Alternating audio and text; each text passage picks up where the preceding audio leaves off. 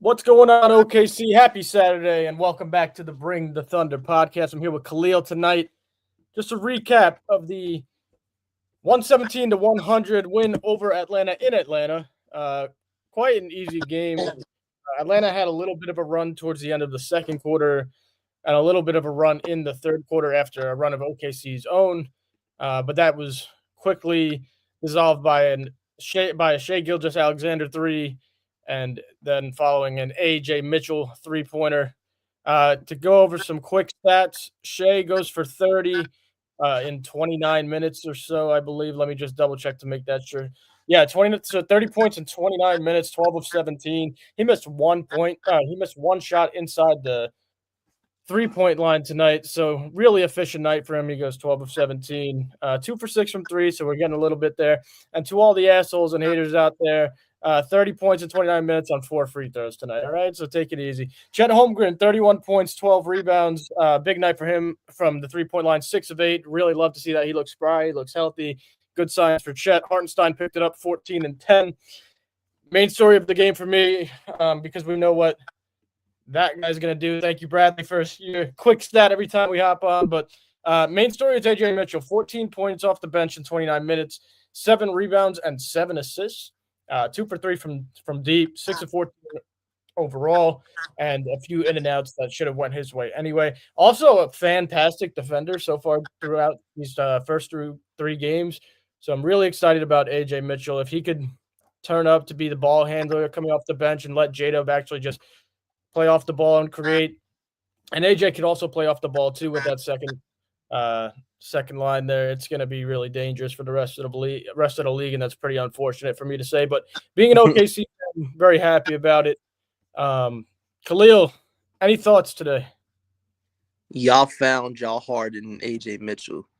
Yeah, I was thinking this name, but I didn't want to say it. I really believe it. Like the fact that you guys got him on contract so quickly, y'all knew he was him before we knew he was him. So I think you guys saw the situation with Harden. You guys weren't gonna make that mistake again by breaking the potential dynasty up. So like I really respect how Sam Presti learned from his mistakes and just really made it a point to keep y'all intact. Because AJ Mitchell's a baller. Like he is for real. So the fact that he could alleviate some of the pressure for Shea, and you could probably play both of them at the same time to let Shea just be the killer scorer that he is, that's going. You guys, like I said, last episode, I think y'all on pace with the Warriors for real. I think y'all might hit that 70 mark. Yeah, it's interesting you say that. And guys, I know Khalil's new to the panel, but he is actually a Laker fan, so boo him in the comments. But him saying Luka that 49, Luka 49. Yeah, we'll talk about that another time. But him saying that just proves that AJ's the real deal. And Sam Presti just continues to find gems. I mean, AJ played half of the year last year, and for him to look this comfortable, to start the season is just a great thing to have when you have so many guys out like J-Dub, Caruso. Kaysen came back tonight, but he was injured a game. Flood the comments here. We want to get to as many as we can tonight since, it was an easy game for OKC. I like this one by Texan. Welcome back to the chat, Texan. He said, would y'all start AJ with SGA, J-Dub, Dort, and Chet at center? Khalil, I'll let you take that one first. I'm not going to lie. As bad as Dort's been, no. Because I think there's something special about going against when it's second team versus second team. If you might put him with the starters, that really takes the ball out of his hands because Shea, obviously, Chet, all of them are going to be on the floor at the same time.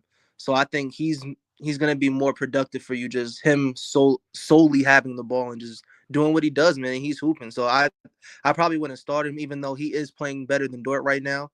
But I think for the fit and I think his game would be highlighted best coming off the bench.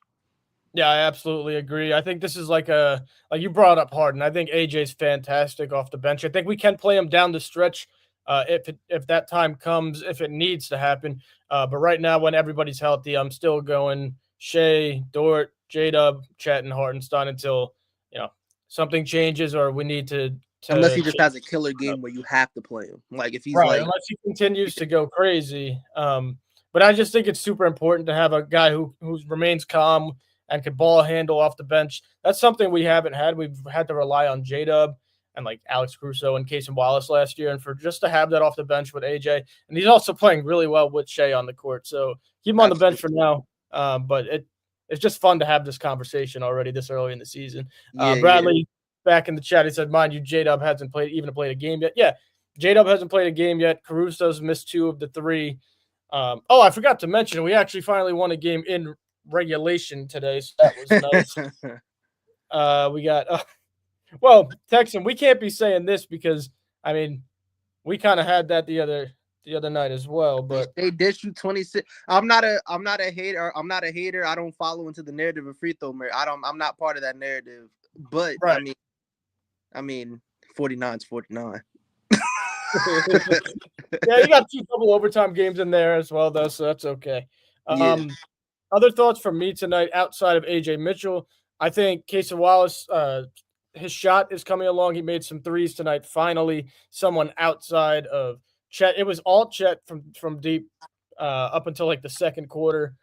Aaron Wiggins looked good off the bench. Aaron Wiggins he's just so good, bro. I just wish gets consistent run, especially when all the guys come back, because there's gonna be 40 players on this team. We're gonna have to find somehow to get all of them touches, especially during the regular season, because you want to keep your guys fresh. And speaking of keeping your guys fresh, tonight was great because we were able to keep Chet to only let me get the actual number. We were able to keep Chet to only 27 minutes tonight.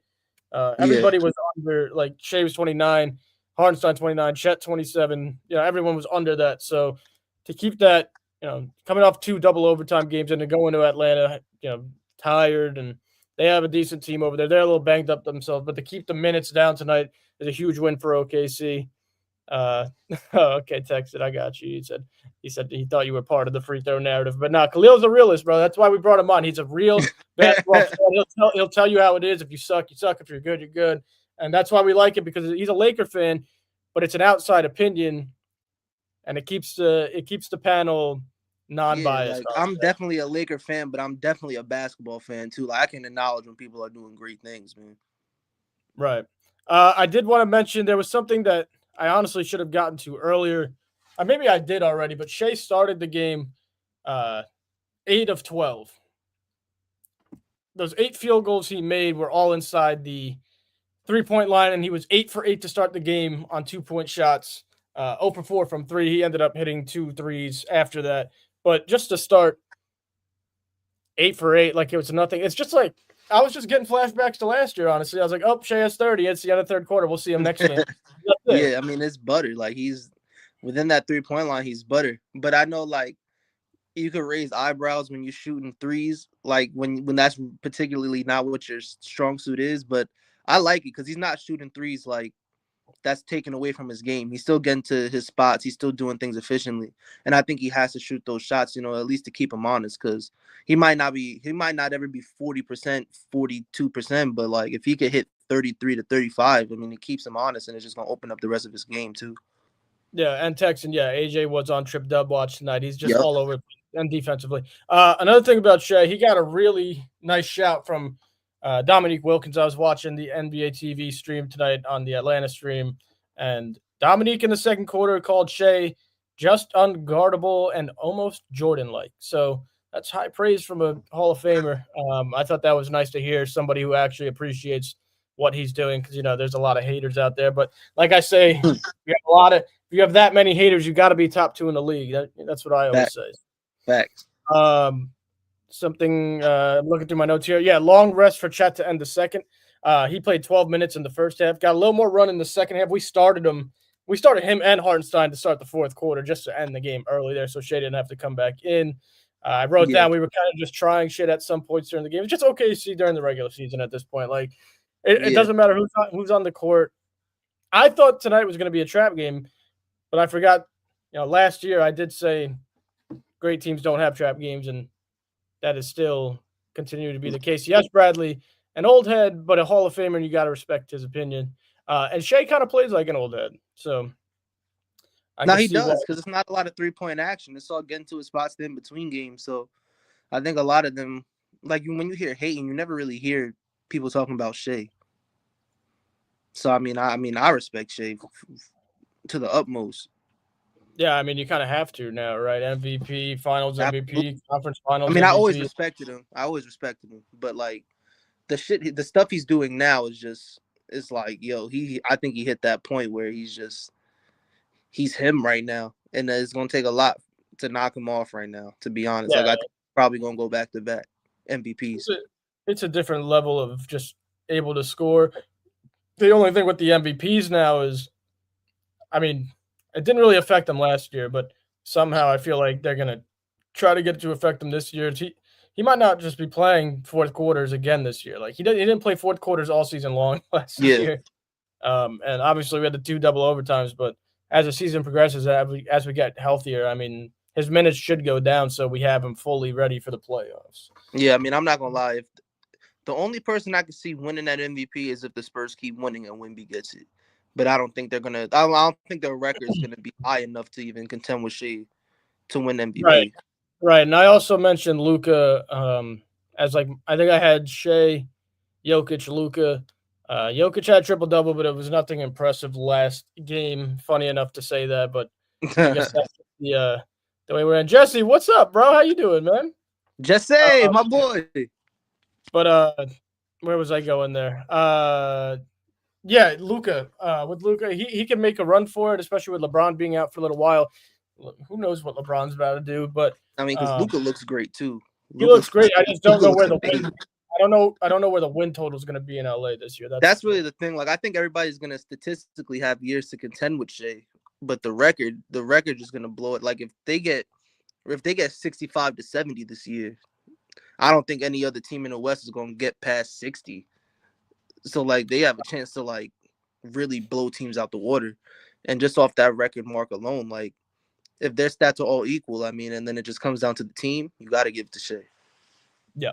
Another thing about the game specifically tonight brought me flashbacks to last year.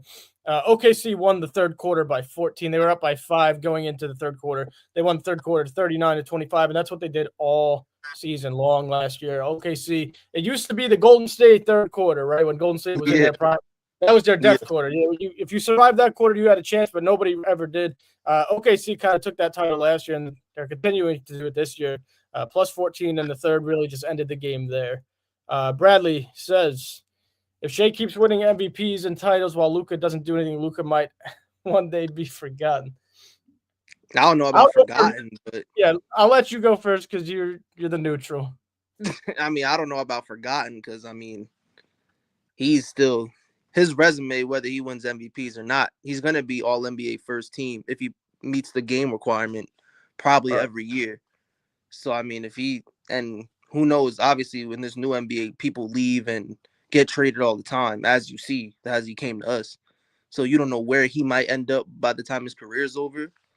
But like if he gets a couple rings, I mean, he's definitely not going to be forgotten. Yeah, he won't be forgotten. Yeah, anybody that averages 34, 99 ain't going to be forgotten. Right, he won't be forgotten. But I do kind of agree with the trajectory Shea and the Thunder are on right now. Like he's blowing them out. Oh yeah, and that's trajectory is higher for sure. And that wasn't a thing 2 years ago when Luka kicked us from the second round. It was Luka was the best point guard in the league, and now Shea's clearly the best point guard in the league, and people are chasing him, which is nice to have as an OKC fan. On top of that, closer too. Yes, closer for real. On top of that, closer too. And did I mention that Shea added another block and another steal tonight? He's just excellent all around. His defense is great. His offense is obviously top tier in the league. He's just the best player you could have on your team. And he's also a leader. We talked to him on the stream tonight, talking to Chris Youngblood on the bench. Youngblood had a few questions. He's answering him. He's always helping his teammates up. It's just the perfect team, the perfect player, and it just rubs off on everyone. You just see like AJ Mitchell, second year. He only played like 30 games last year, and he's coming in like he's been running the second unit for years. It's his unit. It's fully his unit. Can't wait for everyone to get healthy, and just this team's going to be so unstoppable this year. I know. Like, that's the thing. I'm looking at J-Dub coming back. I'm looking at Caruso and Wallace. I know they sat out last game, but I'm looking at them being fully healthy. And it's like, yeah, I might have this thing for a couple years, man. We're also missing Isaiah Joe, too, our best three-point shooter in the regular season. So yeah, I know about Isaiah Joe. You know damn well about Isaiah Joe. Other than that, yeah, I know. I'll tell you that. But other than that, I guess I will preview the next game because tonight was kind of a wash, which is a good thing. I mean, we got into this a lot last year. We'll continue to cover every single game, and hopefully the wins just keep stacking. I forgot to mention, he's on my graphic, and I forgot to mention Nikhil Alexander-Walker continues to be an OKC killer, no matter where he goes. Next game is Monday in Dallas, who has looked abysmal, to my surprise. They are a big team, so they might give us a bit of fits. I want to see who's playing. Dallas plays tomorrow, so they will be on a back-to-back. We did catch Atlanta on a back-to-back tonight. We'll see what Dallas does tomorrow home against the Raptors, because in their first two games, they looked awful against the Spurs, who I don't even know where they're at in the standings as of right now, like where they're going to be at. And then they lost by double digits to the Wizards at home, and the Wizards are not going to be good at all. Yeah, I'm not going to lie. I don't think they're not going – they'll probably be in the play-in depending on if Kyrie comes back. But this isn't a playoff team because, like, we forget. We've seen what Kyrie looked like as a first option. We've seen what AD was like as a first option. So the fact that people think this is a championship team, I don't think they're a championship team. I believe they have a great team when everyone's going to be healthy. I really do, but it's just not clicking at all right now. Klay Thompson's on his way out. He's done. Yeah. Got a little too much stallion on him. I think he's slowing down a little too fast. But literally, like, I think that team was more so centered around Luka. Like, I don't think that team meshes well together because that team was specifically built for Luka. Yeah. So I don't think I never was into the narrative and then winning championships because we seen as much as I love Kyrie, like Kyrie is one of my favorite players, but him as a first option is a little scary sometimes, man. Like it's not as great as people think. Like we seen what happened with Boston. Anthony Davis as a first option, he made the playoffs a couple times with the Pelicans, but it's been a loser, and he hasn't really been when LeBron was trying to make him be the first option, he wasn't taking the torch. So I don't see how. And I take this from me, a Laker fan firsthand. They'll be fourth quarters he don't score at all. They'll be fourth quarters he don't even shoot. Right. So I don't see. I never was into the narrative of them being good. Really quick before we finish with the show, if you guys are watching, leave a like, comment. Obviously, you guys have been great tonight in the comments. Subscribe to the channel. We do have members chats now. If you guys want to subscribe to the members only, you'll get free exclusive content. I know it sounds crazy, but I got to say it like that. The descriptions are in each paragraph underneath the oh my goodness, the members only subs. And if you want to be prioritized in the chat, there also is super chat. I'm not Jesse. I appreciate that, bro. Just putting that out there. And let's finish this show up with the rest of this Dallas matchup, which OKC fans hate to play Dallas. Dallas has kind of had our number in the last 2 years. It's a little bit of a rivalry between the players, especially between the fans. They are in Dallas. And then after Dallas, it's Kings, Wizards, Pelicans. So really want to get this Dallas game to go on a little home stretch. Sorry, Kings, Wizards, Pelicans all at home. And hopefully get a little bit healthy. I hope Kenrich comes back soon. Isaiah Joe. We'll see what the timeline continues to be. On J-Dub, and Bradley's comment just got me thinking a little bit. Luka did have our number. I agree with that point. I agree with him. It was Luka had that number. But Dallas still beat us. Well, I guess Luka was on the team. I don't even care. Who cares? Let's just go with saying. Like Luka had y'all number, but everybody else there is all right. And I believe that's all for tonight, fellas. But appreciate everybody tuning in tonight. Go enjoy your Saturday. Have one for me. And we will see you guys, Monday I just said, right, is when we play Dallas. Mm-hmm. And I'll leave it with a thunder up, baby. Let's keep it rolling. Good night, everybody. All right.